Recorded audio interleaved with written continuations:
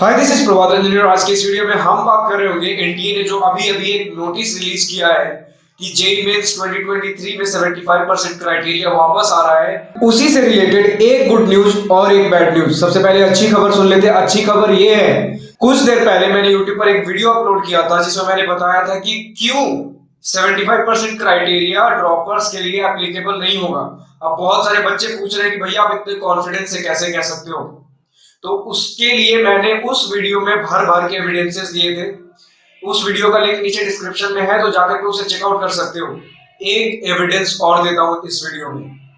वो एविडेंस ये है कि जिस नोटिस में जिस जगह तुमने पढ़ा है कि 75% क्राइटेरिया वापस आ रहा है इस बार, ध्यान से पिछले ईयर्स के नोटिस पढ़ना, उसमें और भी कुछ बातें लिखी होती हैं कि बोर्ड्स में 75% या फिर अपने बोर्ड के टॉप 20 परसेंटाइल में होना जरूरी है। इन दोनों में से एक भी कोई कंडीशन अगर फुलफिल हो रहा है तो तुम एलिजिबल होगे।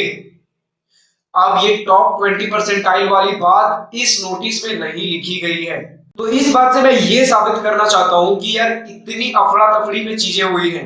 ये जो तुम्हारा नोटिस हुआ, एप्लीकेशन फॉर्म आया, जो इतना जल्दी 1 घंटे के अंदर सारा प्रोसीजर किया है ना एनटीए ने, इतने अफरा तफरी में। पहले यही काम 10-10, 15-15 दिन में होता था। तो क्या उस समय जो वर्क हुआ है और इस समय जो वर्क हुआ है, इससे क्वालिटी में कोई अंतर नहीं होगा? बहुत सारी चीजें भी गड़बड़ चल रही है, नोटिस में सुधारनी बाकी है, बहुत सारा अपडेट्स देना बाकी है। और 75% क्राइटेरिया के ऊपर फोकस करना एनटीए का काम नहीं है, क्योंकि पिछले वीडियो में मैंने बता रखा है कि एनटीए का 75% क्राइटेरिया से लेना देना नहीं होता है। 75% क्राइटेरिया जोसा और सीसैप देखता है, क्योंकि एनटीए का काम है जेईई मेंस कंडक्ट कराना, और जेईई मेंस में 75% क्राइटेरिया नहीं होता है, कभी नहीं होता है।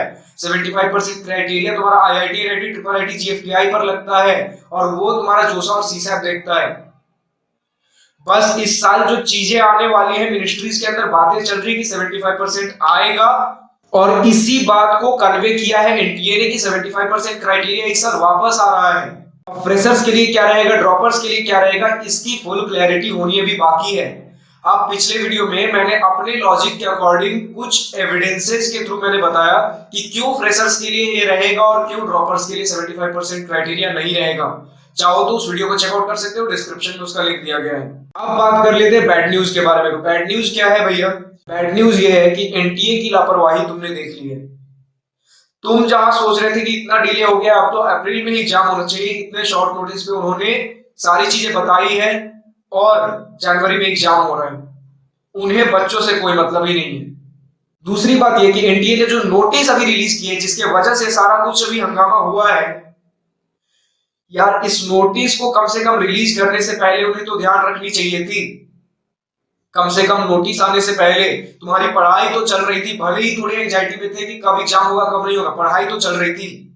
अब पढ़ाई ही खत्म हो गई। दिन भर यूट्यूब पे पड़े हुए हो, ट्विटर पे ट्वीट कर रहे हो कि भैया अब क्या होगा, हमारा हेल्प करो कोई आकर के।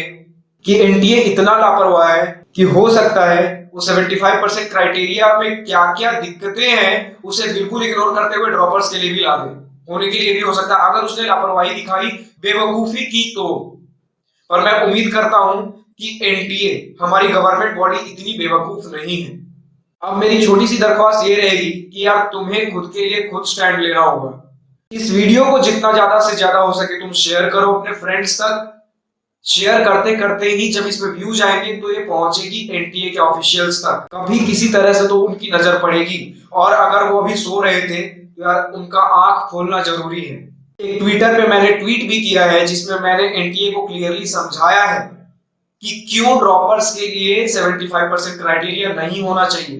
तो उस ट्वीट के साथ तुम्हें दो चीजें करनी है। सबसे पहले रिट्वीट करना है, और दूसरी चीज ये कि उसे ज्यादा से ज्यादा अपने फ्रेंड्स तक शेयर करना है, क्योंकि जितने ज्यादा लोगों तक वो ट्वीट पहुंचेगा उतने ज्यादा लोग उसे रिट्वीट करेंगे, उसे उतनी ज्यादा हाईलाइट मिलेगी और उसका रीच बढ़ेगा, तभी वो एनटीए के पास पहुंचेगा, एनटीए के नजरों में आएगा।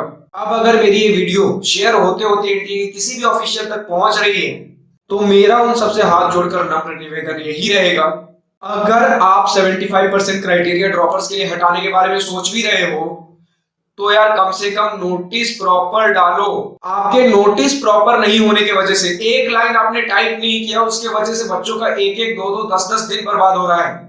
40 दिन बचे हो, उसमें से 10 दिन ऐसे ही खत्म हो जाएगा। और अगर आपने ड्रॉपर्स के लिए 75% क्राइटेरिया नहीं हटाने का सोचा है तो मेरी आप एक छोटी सी बात पर ध्यान डालिए, क्योंकि अगर इतनी छोटी सी बात अगर मुझे समझ आ सकती है 20-21 साल के बच्चे को, तो आप सब तो मुझसे कहीं ज्यादा एक्सपीरियंस्ड होंगे। आपने 2020 से लेकर 2022 तक क्यों हटाया था 75% क्राइटेरिया? सिर्फ इसलिए क्योंकि बोर्ड एग्जाम सही से नहीं हुए थे उनके, और उनका रिपोर्ट कार्ड जो आया था रिजल्ट सही नहीं आया था। तो क्या इस साल उनका रिजल्ट बदल गया है? क्या उन्हें बोर्ड ने रेक्टिफाई करके सही एक सुंदर सा मार्कशीट दिया है?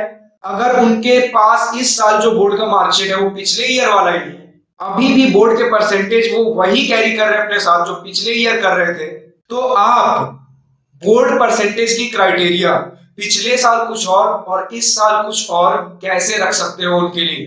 जरा इस बात पर थोड़ा गौर फरमाइएगा और मुझे आप सबसे एक सही समझदार डिसीजन की उम्मीद रहेगी। आपके लिए एग्जाम मजाक होगा, लेकिन उस बच्चे के लिए ये उसकी फ्यूचर है। तो इस वीडियो में मुझे बस इतना ही कहना था। इसमें मैं लाइक शेयर सब्सक्राइब करने नहीं बोलूंगा, मैं कहूंगा तो सिर्फ इतना कि इस वीडियो को शेयर करो। लाइक सब्सक्राइब नहीं करना हो मत करना, लेकिन शेयर करो, अपने लिए शेयर करो। जितनी इस वीडियो को रीच मिलेगी उतना हाई चांसेस है कि ये एनटीए के नजरों में पड़ेगा और उनकी नींद टूटेगी। तो इस वीडियो को शेयर करो, और जो मैंने ट्वीट किया है उसका लिंक नीचे डिस्क्रिप्शन में है, उसे तुम्हें रीट्वीट और शेयर करना है। So thank you for watching this video. Goodbye. Have a nice day. Wish you all the best for future. Enjoy your journey.